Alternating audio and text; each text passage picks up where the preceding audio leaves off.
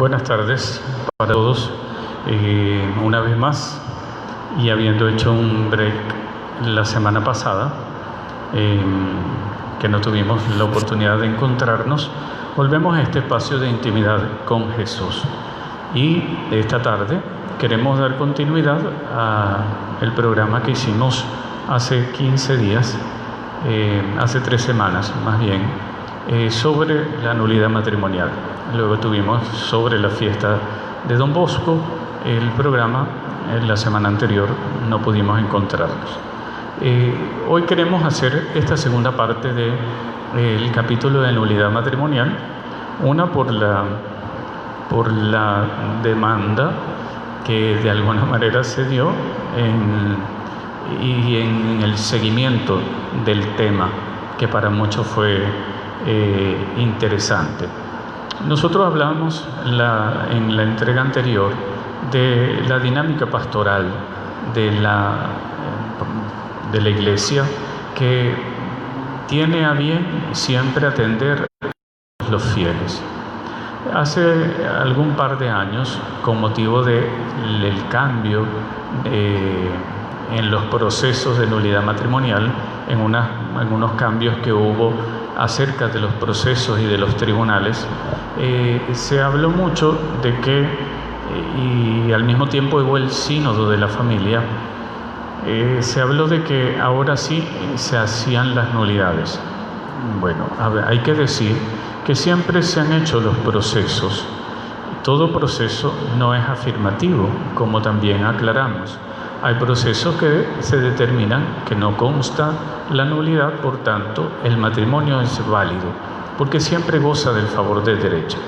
Pero hay situaciones en la práctica pastoral que nos encontramos mucho, y es la atención a los casados y separados, o lo que se llama divorciados y vueltos a casar.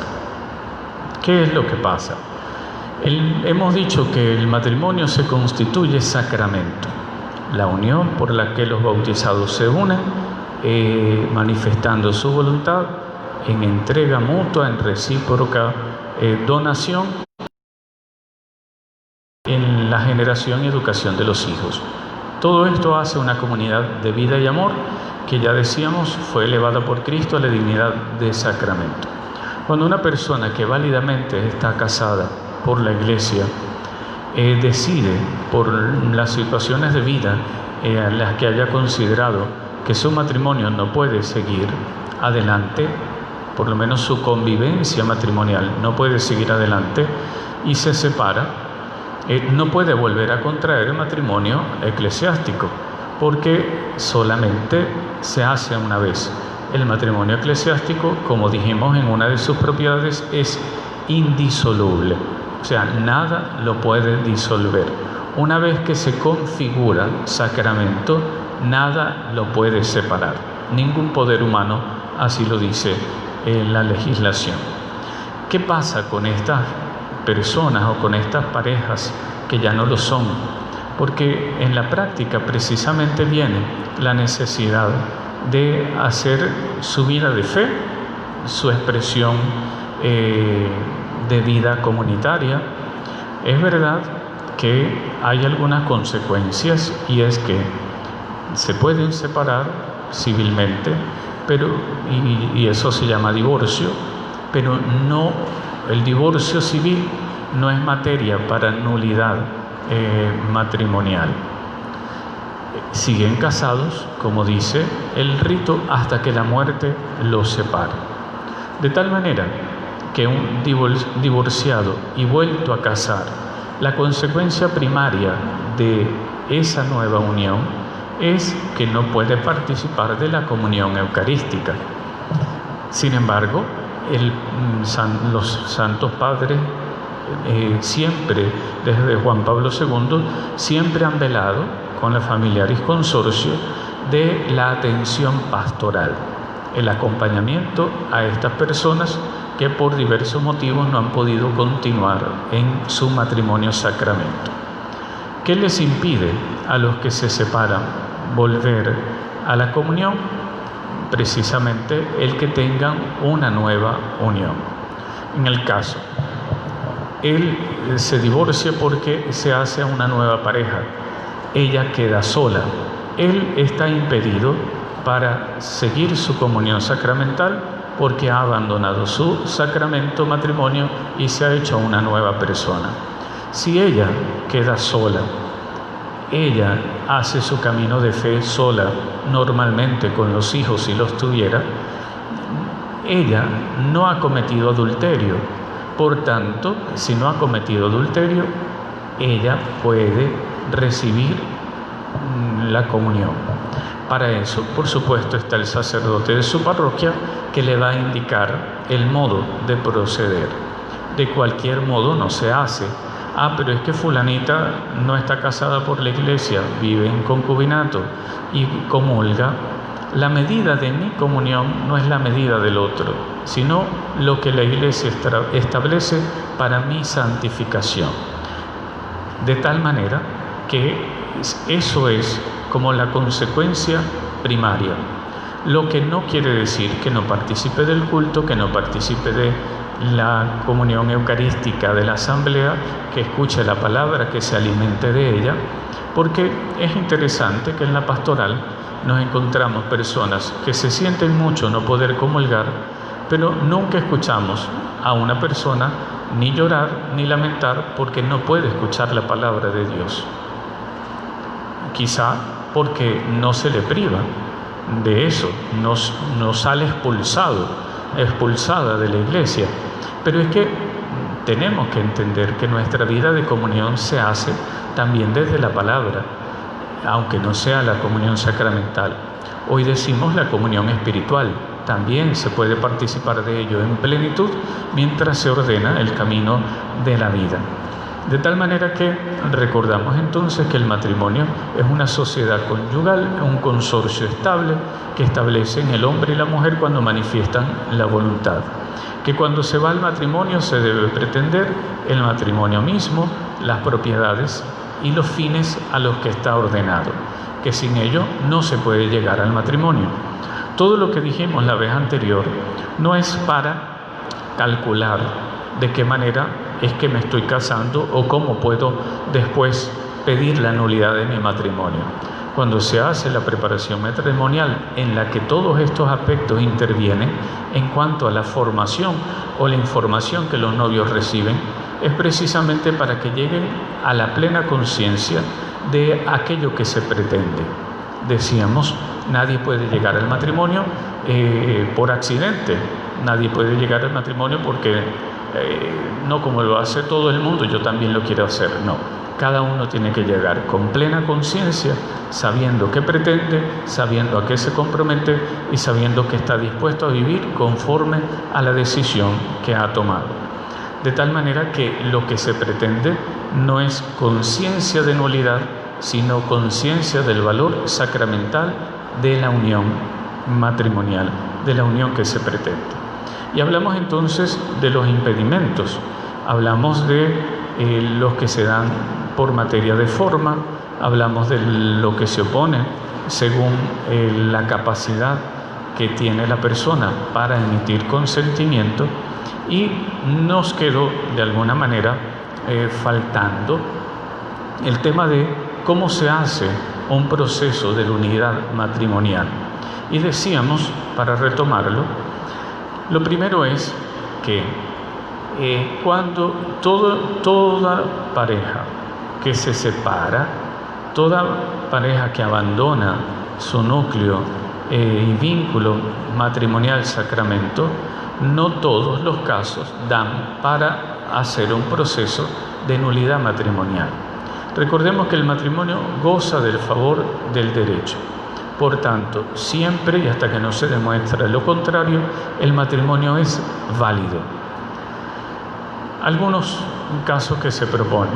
¿Por qué? Y una pregunta que hacían hoy. ¿Por qué? ¿Cuál es la necesidad de hacer un proceso de nulidad matrimonial si yo me separé, no me divorcié, pero me separé, muchos años tengo separada? Proponían, me hice a una segunda pareja en unión de hecho, a esa otra pareja también nos separamos y ahora vivo sola, dedicada a mis hijos, no tengo pareja. Incluso manifestaba, fui donde el sacerdote de mi parroquia, me pude confesar y él me permitió la comunión sacramental porque no estoy unida a otra persona. Pues bien, y la pregunta de esa señora era precisamente ¿para qué hacer ese proceso? El proceso de nulidad matrimonial obviamente lo hacen con el interés de poder en lo sucesivo, si el matrimonio primero es declarado nulo, poder acceder a un nuevo matrimonio, a una nueva unión. De tal manera que si mañana esta persona, incluso que lo propone, quisiera estar con un tercer amor y con ese amor decidir que va a pasar el resto de su vida, pues su proceso de nulidad tendría que ver con la liberación de una atadura que tiene por el sacramento, por un vínculo que tiene por el sacramento, y al declararlo nulo, entonces ya no lo tendría y sería libre para acceder a sus nupcias, a su sacramento válido. ¿Quién lo puede hacer? Pues en principio decíamos que cuando haya alguna situación, a quien debemos asistir primero es al sacerdote de la parroquia a la que acudimos. De tal manera que pastoralmente el sacerdote me pueda atender, me pueda orientar.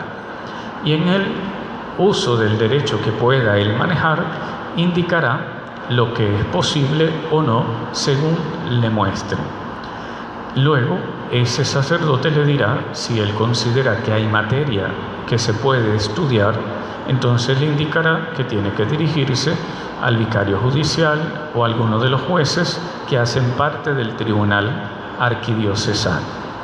Siempre la primera consulta debe hacerse al párroco para que él le oriente, y luego ya la pregunta jurídica o el ámbito más específico pues va donde las personas encargadas para adelantar el caso.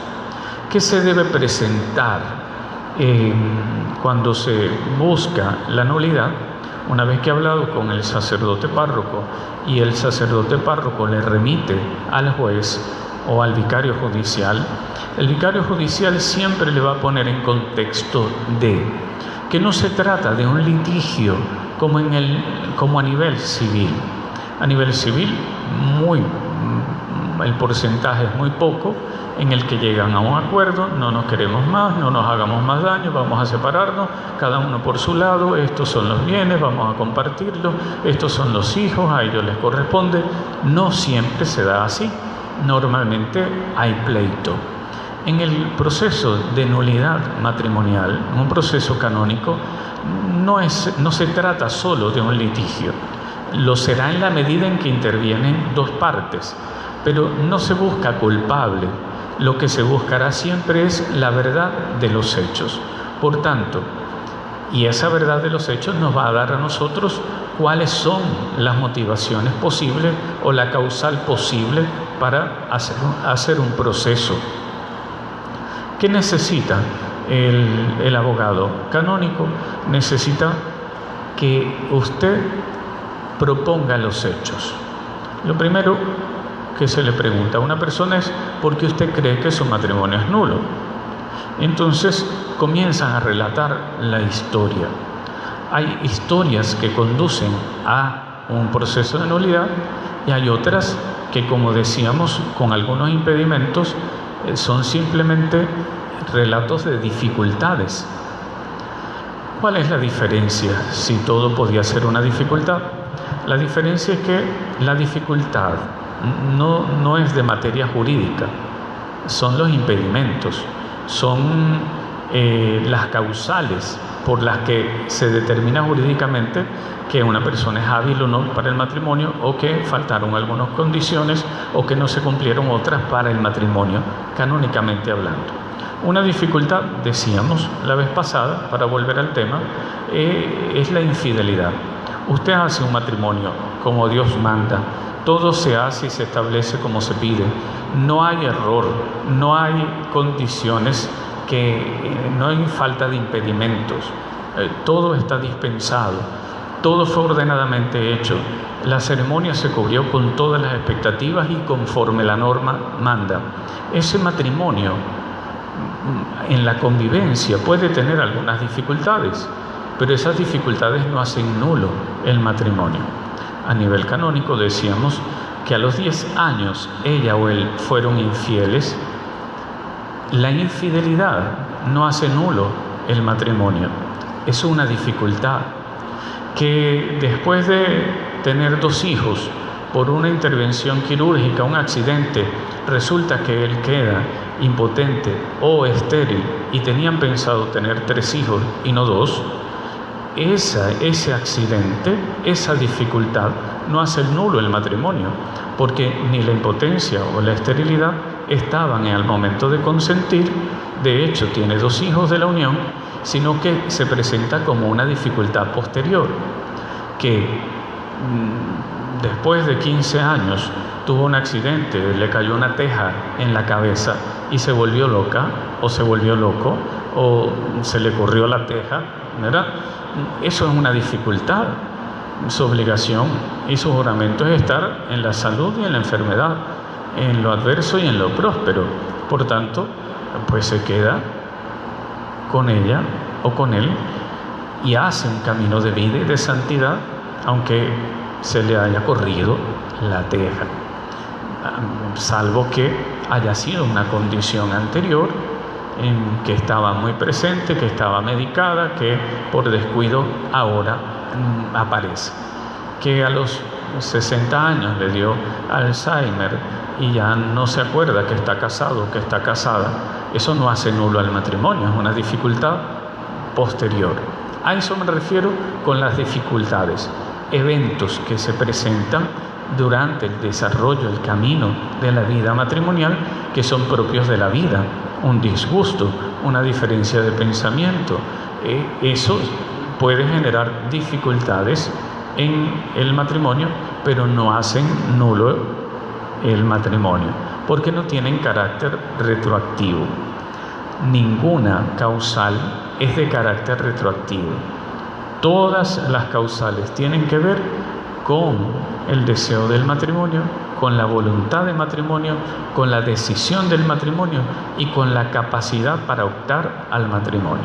Si usted se casó en 1990, todas las condiciones tenían que estar presentes allí, no después. Que hay situaciones que se van presentando como consecuencia de, ya decíamos, muy difícilmente una persona que tiene preferencias sexuales por alguien del mismo sexo lo descubre después. Habría que estudiarlo. Es muy posible que haya tenido alguna experiencia o algún trauma o haya sido usado, por decir de alguna manera, y abusado. Pero es muy difícil decir, es que después de la luna de miel me di cuenta que no me gustaban personas de diferentes sexos, sino del mismo. Podría ser una condición que estaba presente. Eso igual hay que demostrarlo. Incluso la incapacidad que hablábamos de naturaleza psíquica para no asumir consecuentemente el matrimonio como una comunidad de vida y amor, no es solo que aparecieron en la convivencia, sino que aparecen en la convivencia, pero que tienen un desde dónde o una raíz, y muy seguramente siempre es antes del matrimonio, porque tienen que ver con el proceso de su madurez psíquica, afectiva, emocional, tiene que ver con todo ese aspecto. Es verdad, preguntaban también, de los matrimonios que se hacen en la iglesia, ¿cuántos son válidos y cuántos son nulos? Porque pareciera que no todo el mundo va conscientemente al matrimonio. Eso es verdad, puede ser verdad, pero la pastoral de la iglesia pues hace la catequesis, hace todo lo que está a su mano, a su alcance, para que quien va al matrimonio llegue por lo menos con la conciencia ampliada de lo que es el matrimonio. El derecho dice que quien va al matrimonio al menos tiene que tener ciencia mínima. Y ciencia mínima es que tiene que saber qué es el matrimonio, a qué está ordenado y cómo se conforma y cómo se hace un matrimonio. Esa ciencia mínima se supera con la preparación inmediata, con el curso prematrimonial, con los diálogos que se hacen con el sacerdote, cuando se llena el expediente, en fin, debería ampliarse, de tal manera que nadie llega con conciencia errónea de lo que es el matrimonio. Otra cosa es que por un acto positivo de la voluntad lo excluya, sabiendo qué es, no lo pretenda para sí y lo excluya. Yo sé qué es el matrimonio, para mí no significa el matrimonio, por tanto voy al matrimonio por complacer a la otra persona, o sea, con un acto positivo de la voluntad lo estoy excluyendo. ¿Qué es lo que se valora entonces en esa historia? ¿Qué es lo primero que se pide? De hecho, cuando usted se presenta al tribunal, la primera tarea es hacer un relato del noviazgo. Y hay un elenco de preguntas que se hacen para que el abogado pueda determinar si hay una posible causal de nulidad o no. Es verdad, primero se pasa de manera escrita, hay unos folios que entregan como relato, son preguntas abiertas porque deben ser generosos. Siempre digo, en ese proceso, usted me echa el cuento de todo, con lujos y detalles, de todo. Y le digo, no todo sirve, pero usted conoce los hechos que yo no conozco. Yo conozco el derecho que usted no conoce. Por tanto, su relato va a iluminar y me va a dar a mí la posibilidad de saber dónde están los elementos que me conducen a una posible causa de nulidad. Por eso, muchas veces se pretende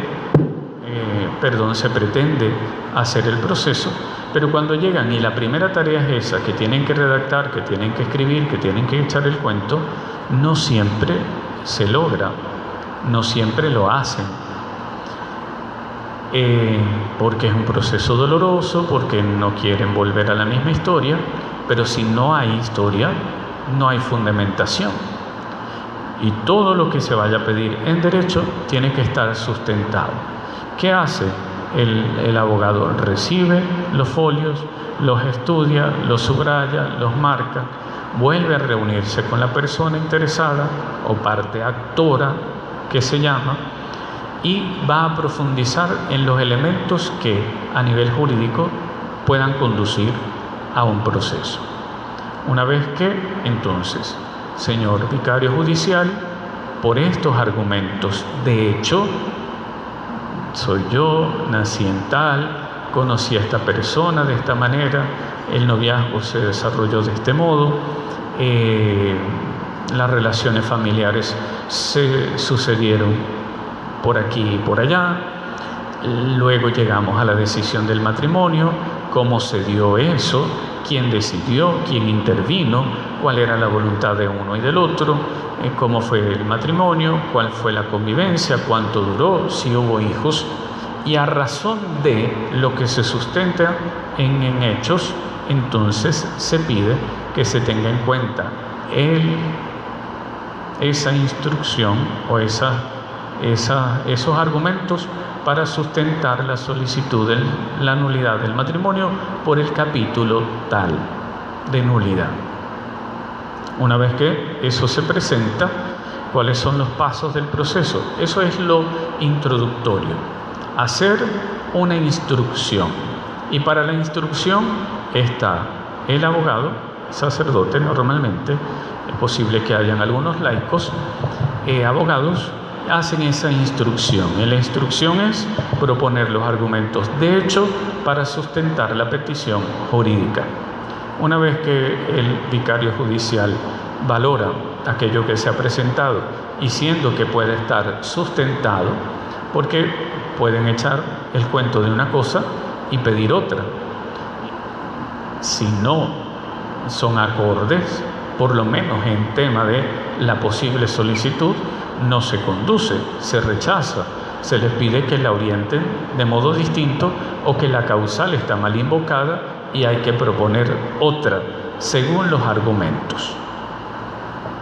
Una vez que eso ocurre y si está bien fundamentada, el juez, el vicario, acepta la demanda.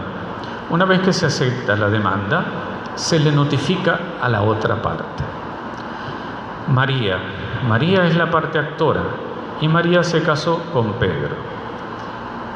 Se recibe el escrito de María, pero Pedro tiene que ser citado al tribunal para que conozca de la demanda de María.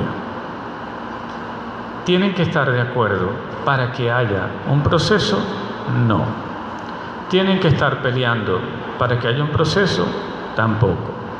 ¿Tienen que estar las dos partes para que exista el proceso? No. Lo primero, el proceso no se da porque se pusieron de acuerdo. Vamos a ponernos de acuerdo, queremos anular el matrimonio porque tú tienes una pareja, yo tengo la otra, a nosotros nos conviene, vamos a decir tal cosa. El problema no es si se ponen de acuerdo, es cómo sustentan los diálogos, las entrevistas que siguen a continuación. No es solo un escrito.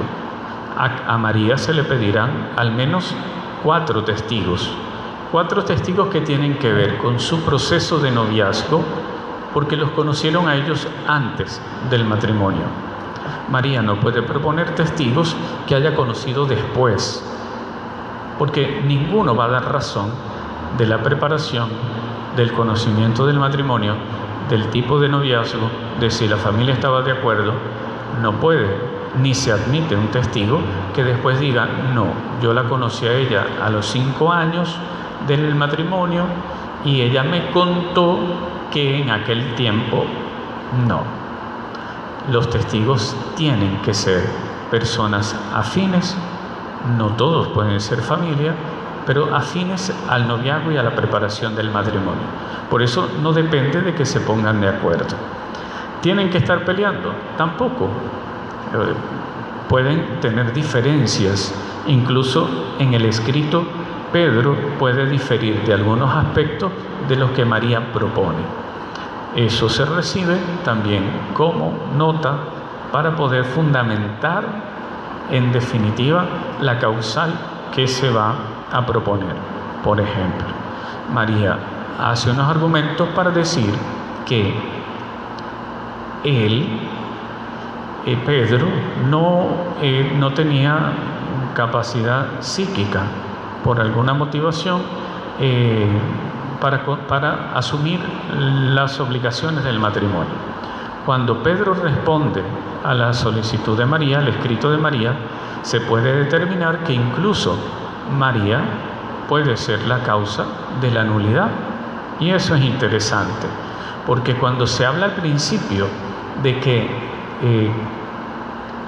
no es un litigio, no se busca al culpable, sino la verdad, María, que es la parte actora, la solicitante, puede decir que ella fue la causa.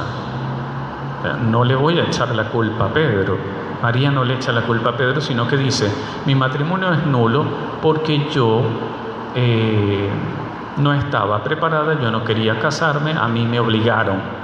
No nos obligaron, a mí me obligaron. Y yo lo hice por... Estas fueron las verdaderas motivaciones.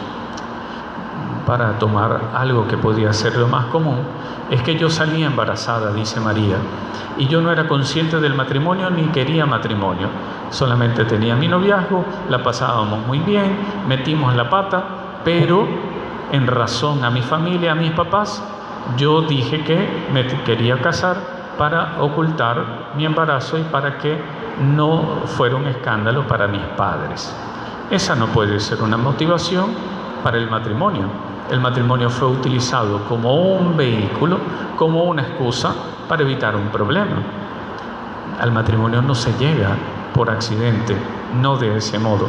Entonces, los hechos deben determinar que efectivamente se puede sustentar, por ejemplo, una causa de ese tipo. ¿Qué es lo que estoy diciendo?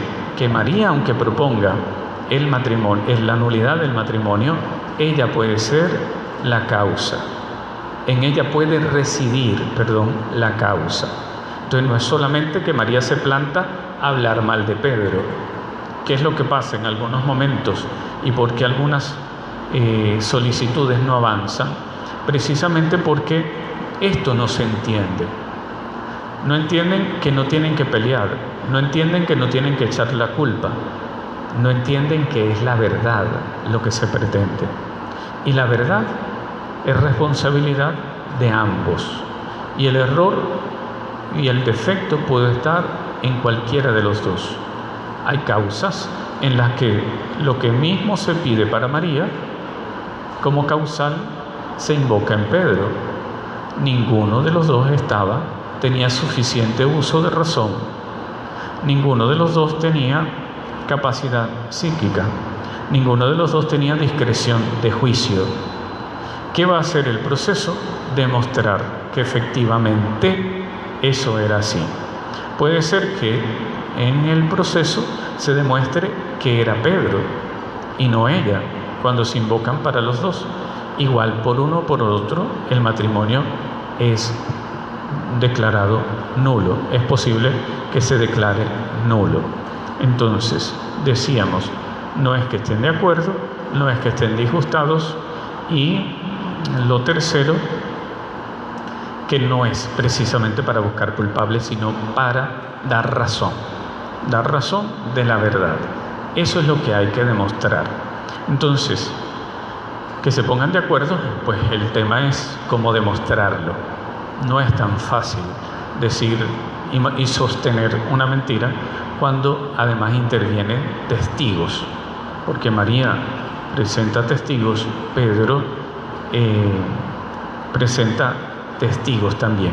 Y lo tercero es que pueden no estar los dos de acuerdo, puede incluso el otro negarse a participar del proceso. Lo primero, cuando se recibe el escrito, dije que era la notificación. A Pedro se le llamará y se le dirá que hay ese proceso. Pedro tiene dos opciones: decir, estoy de acuerdo en el proceso, no estoy de acuerdo en los términos que propone, yo propongo estos otros argumentos, la culpa no era mía, también era de ella, o la culpa no era de ella sola, era también mía, y ese día que a él se le notifica, se le toma su declaración con los argumentos que quiere proponer. Incluso si no propone, pues él firma como fue notificado. ¿Cuál es la otra opción que tiene? Decir, yo no quiero participar en esto, yo no creo en esto, a mí me dejan en paz, yo tengo mi vida tranquila, estoy muy ocupado, ella que haga con su vida lo que le dé la gana. Uso expresiones que suele uno escuchar cuando hace las notificaciones. ¿Qué debe constar para que el proceso siga sin Pedro? Que Pedro fue notificado y que eso que dijo queda por escrito para que el proceso sea bien llevado. ¿Por qué? Porque aplica también el buen proceso y en el que ambas partes tienen derecho a participar. Una vez que Pedro dice que no quiere participar, según los argumentos que haya propuesto, se cierra y se determina cuál es la causa final. María propone una. Si Pedro da otros argumentos y María estaba proponiendo que residían en la causa, y Pedro propone argumentos que dejan ver que efectivamente podía también residir otra o la misma causa en ella, entonces el juez establece una nueva causal, y con esa causal es que comienza a regir el proceso. Muchas veces la misma que se propone en la instrucción es la que se determina para continuar el proceso, y se llama fijación del dubio o la duda. No es una afirmación que el matrimonio sea nulo, ni que esa causa será determinada así, porque como ya decía, la tienen que probar. Se fija la duda, y la duda está en cuál de los dos reside o en quién reside, porque lo tienen que demostrar.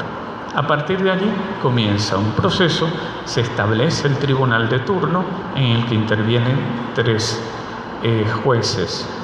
El presidente de turno, que es el que lleva adelante la causa, y al final intervienen para la discusión de todas las actas de la causa y del proceso, intervienen los otros 2 sacerdotes.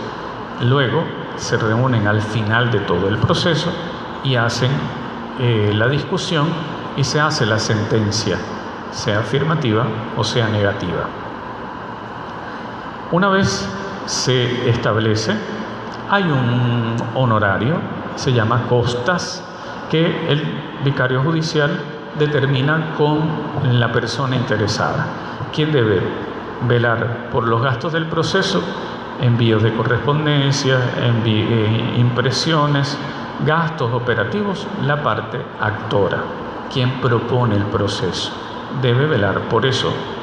Antes era mucho más fácil, había una cuota, los gastos de papelería y de envíos no costaban tanto y los asumía el tribunal en el proceso o la arquidiócesis.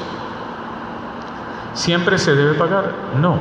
Aunque haya un estipendio o un honorario o las costas, que es el término jurídico, la arquidiócesis está obligada a atender todos los casos, y una vez se habla con el vicario judicial determina con la persona interesada si puede o no hacer algún aporte, y puede haber un pago total por parte de la parte actora, un pago parcial o un pago nulo, en el que la persona, no teniendo el recurso, pues igual recibe el servicio, y eso se lo garantiza la arquidiócesis. Eso es importante. No hay que tener dinero para poder hacer un proceso. Tiene algunos costos operativos, claro está, y por eso debe ofrecerse lo debido. Pero vuelvo y digo, eso en consenso. Una vez se establece eso y se determina la causa, entonces se llama a las partes a declaración, y la declaración es consecuencia de la causa. ¿Qué va a establecer el interrogatorio? Determinar ya no solo lo que se dijo como instrucción, sino justificar lo que se propone en el derecho. Y todas las preguntas serán conducentes hacia la causal debida. Que le faltó una causal que excluyó el matrimonio según el canon 1100. Entonces todas tendrán que ver con el tema de la exclusión. No son las mismas preguntas si le faltaba, no tenía uso suficiente de razón. Son preguntas totalmente distintas. Se hacen para la parte actora, se hace para la parte demandada o parte conventa, es el nombre jurídico, y luego se reciben a todos los testigos. Los testigos que se reciben, las primeras preguntas son generales, y se pregunta siempre de dónde conoce a la parte actora o a la parte conventa. Si la persona al principio dice, los conocí 5 años después del matrimonio, el auditor del momento simplemente le da las gracias a esa persona, le pide disculpas por haberlo molestado, pero no se recibe la declaración porque no es conducente. ¿Qué es lo que dije antes? Que debieron conocer a los novios cuando eran novios o antes, y de cómo llegaron al matrimonio. Y ni pierde tiempo ella, ni pierde tiempo el auditor, porque una persona a los 5 años después solamente sabe de situaciones contadas según la versión de quien las cuenta, y no porque conoció hechos. ¿Dónde se establece ese proceso? En la diócesis donde fue el matrimonio, en principio. Si el matrimonio fue en la Catedral de Punto Fijo, entonces el proceso se debe hacer en la diócesis de Punto Fijo. Que las dos partes viven en Coro, por la residencia que tienen en Coro, puede hacerse el proceso desde la arquidiócesis de Coro. Que algunos testigos viven en Punto Fijo, pues se hacen comunicaciones entre la diócesis y la arquidiócesis, el vicario judicial y el juez de turno se reciban las declaraciones en punto fijo y se envíe ese dossier a Coro. Eso es posible. O donde se van a conseguir la mayor cantidad de pruebas. Si ella vive en Coro, pero él vive en Maracaibo, el matrimonio fue en punto fijo y los testigos están allá, las pruebas se pueden conseguir allá, pues puede hacerse allá, aunque ellos en este momento no tengan la residencia. El tribunal competente es precisamente donde fue hecho el matrimonio, donde viven las partes. Una vez se hacen y se recogen las pruebas tienen que ver con las declaraciones de las partes, con la declaración de los testigos, con las pruebas documentales que se presenten en el proceso. Todo eso tiene que ver con las actas de la causa. Y todas tienen que llevar a discernir si efectivamente consta o no la nulidad del matrimonio. Debe llevar al juez a algo que se llama certeza moral. Y esa certeza moral es que nada se oponga a que la verdad haya sido descubierta, o por lo menos la duda que se plantea al principio haya certeza de la claridad que se tiene a consecuencia de las actas y del proceso llevado. Si al final yo tengo la misma duda que al principio, como juez no puedo fallar a favor de la nulidad. Si algo tienen que hacer las pruebas y todo lo recopilado durante el proceso es precisamente darme a mí la certeza de que así fueron los hechos y que por tanto el matrimonio es nulo. De lo contrario, la sentencia será negativa y lo que se dice es: no consta la nulidad. Por tanto, el matrimonio es válido. ¿Cuánto dura ese proceso? Pues depende de las pruebas, depende de dónde están los testigos, depende del tribunal competente. ¿Cuál es la dificultad mayor en este momento para muchos procesos? Es que las partes, una u otra, están fuera del país con el tema de la emigración.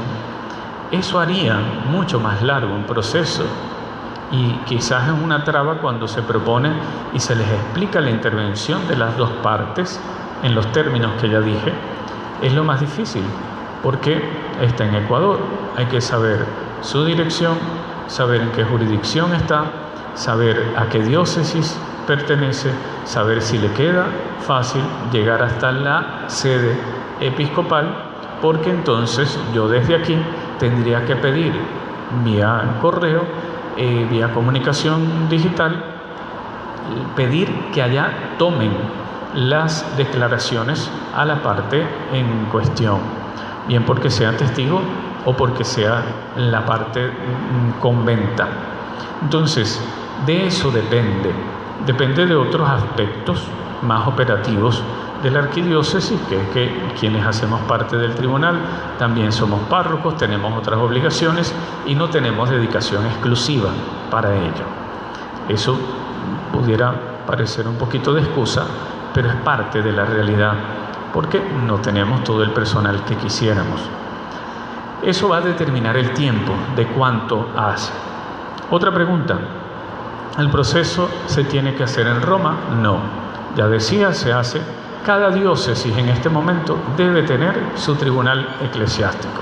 Si algún cambio hubo recientemente es precisamente que todos esos procesos se llevan en las diócesis. Obviamente las diócesis que tienen el personal capacitado para ello deben atender a las demandas de los procesos de nulidad. En las diócesis, antes de los cambios, antes se hacía la nulidad en 2 sentencias conformes. Coro era tribunal de primera instancia. La segunda instancia de Coro era Maracaibo, o sigue siendo Maracaibo para algunos efectos. pero a juro o necesariamente tenía que tener 2 sentencias conformes. Si Coro estudiaba el proceso y decía, aquí consta la nulidad, de oficio pasaba a la segunda instancia para que Maracaibo estudiara en segunda instancia y dijera, se confirma la primera instancia. Una afirmativa y 2 afirmativas, se hacía la ejecutoria, por tanto el matrimonio era nulo. Si Coro decía, consta la nulidad, y Maracaibo al estudiar y al hacer ampliación decía, no consta, entonces teníamos un afirmativo y un negativo. Ese era el caso que tenía que ir a la Rota Romana para que, como tercera instancia, Roma definiera. Y Roma, al estudiar las actas, podía pedir alguna ampliación, decía, si consta, entonces iba conforme a la primera instancia. Si decía, conforme a la segunda instancia, no consta, entonces ya había 2 sentencias conformes. En este momento no. En este momento, Coro define, Punto Fijo define, Maracaibo define. A menos que haya una apelación. Si Coro dice no consta porque definitivamente no está, ya eso queda así. Pero si la parte interesada dice yo quiero apelar su decisión porque es la misma causa, el mismo estudio, entonces se pasa a Maracaibo para que Maracaibo lo estudie. Si Coro dice consta la nulidad, consta y punto. Obviamente los tribunales hacemos cada año una presentación de todo lo que se hizo durante el año en las diócesis, de si hubo sentencias, de cuáles fueron las sentencias y cuáles fueron las motivaciones para el sí o para el no. Todo eso se relaciona, pero es lo que recientemente se hizo para acortar los lapsos y los tiempos. Las causales siguen siendo las mismas, de tal manera que en eso sustancialmente no hubo cambio. Esas son algunas de las preguntas más frecuentes, de si tenemos que pagar, de que si va a Roma, de cuál es la necesidad de instaurar un proceso. La necesidad al final es el deseo de ordenar su vida de fe, de hacer un proceso mientras sea posible. Hay quien dice, pero es que es muy largo, es muy complejo. Muchas personas llegan y cuando se les piden los testigos dicen, no tenemos testigos, ya se murieron. Si no hay testigos, no hay cómo probar, por tanto no se admite una demanda en esos términos. Por eso, lo más importante es que nosotros podamos hacer conciencia.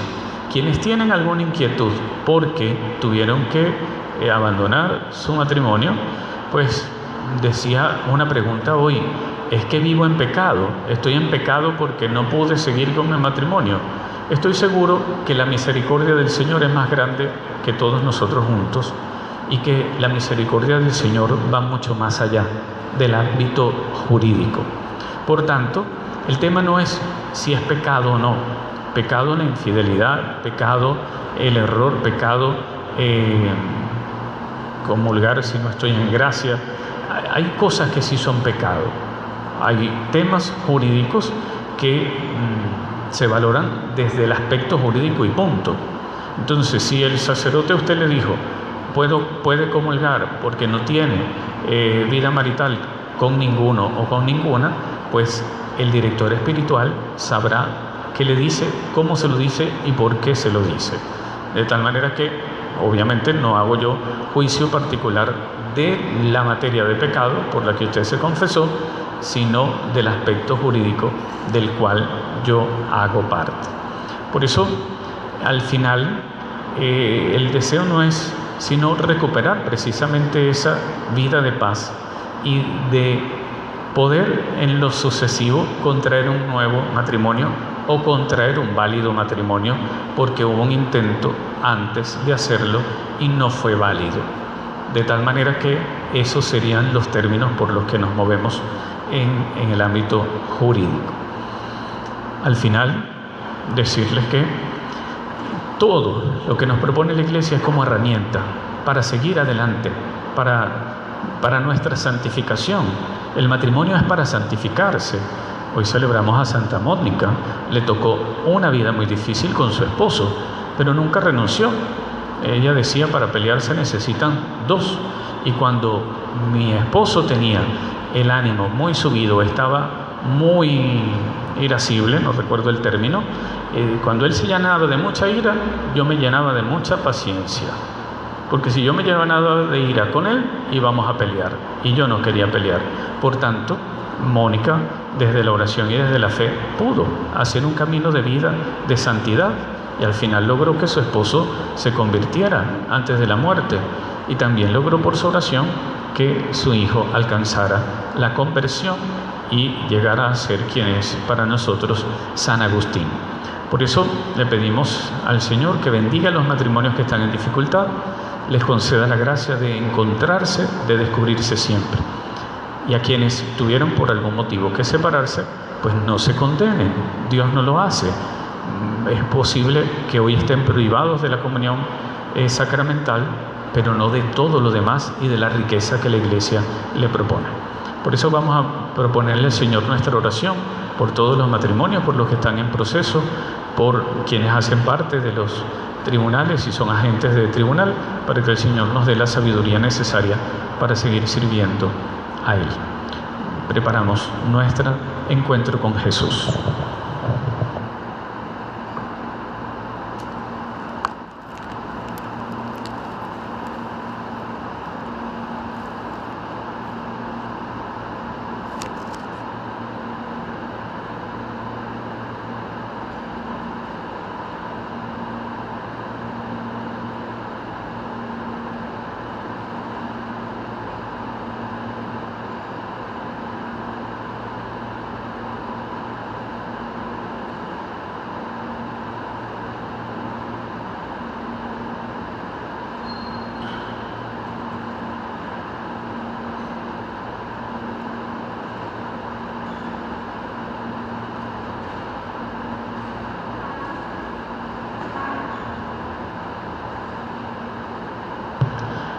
Bendito y alabado sea Jesús en el santísimo sacramento del altar. A Jesús sacramentado dirigimos hoy nuestra mirada, convencidos de su amor y de su misericordia. Al Señor Jesús proponemos la vida de fe de los esposos, de las parejas. Le pedimos al Señor por los novios, para que al emprender un camino hacia el matrimonio, lo puedan hacer con la convicción de los hijos de Dios, sabiendo que van a edificar sus vidas en santidad, su vida comprometida en la fe y en las disposiciones del Señor. Ofrecemos al Señor a los que han llegado al matrimonio, para que el Señor consolide su unión.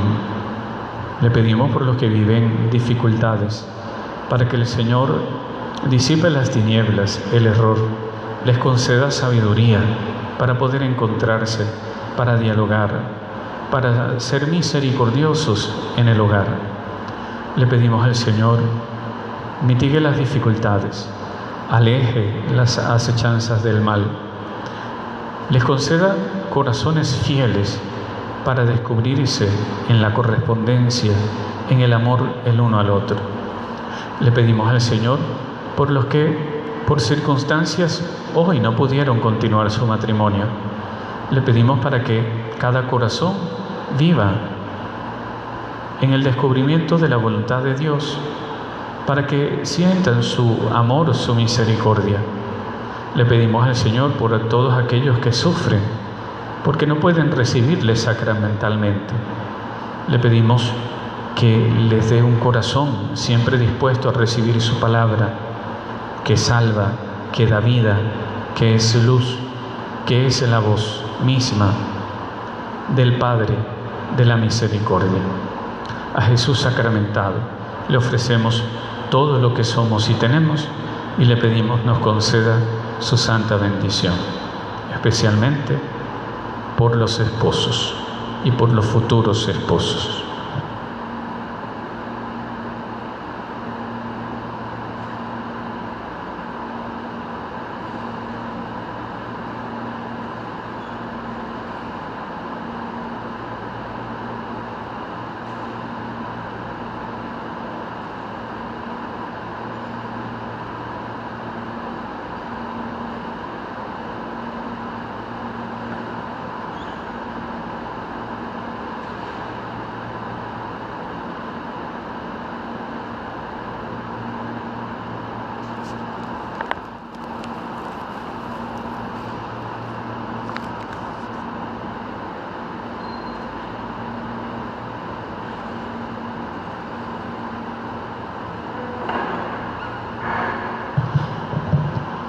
Bien, los temas jurídicos son así, un poquito más pesados, y hoy no vino músico, entonces tuvieron que escucharme solamente a mí. El Señor nos bendiga, nos conceda la gracia de seguir creciendo, de seguir compartiendo estos caminos de fe, en intimidad siempre con Jesús. Que el Señor les bendiga siempre.